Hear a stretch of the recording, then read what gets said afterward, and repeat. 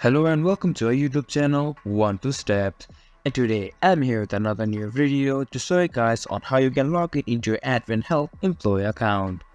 Just follow some simple steps that I will show you on this video, and then you can log into your employee account as well.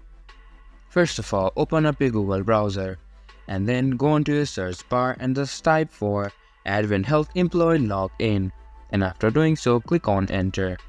And now many results will be on your screen. Click on the first link that pops up, and this will take you to the official login site of AdventHealth. And here you can see that you need to input your username and password to continue to your AdventHealth account. And down below you can see there is an option to select if this is a public computer or a private one. Choose the computer according to the computer you are using right now. And then just input your credentials like a username and password, and after doing so hit on sign in. But in case you forgot your password, you can use this button down below to help you reset and retrieve it. After inputting your username and password, just tap on sign in, and then you will be signed in into your AdventHealth employee account. And that's how you can log in into your AdventHealth employee account.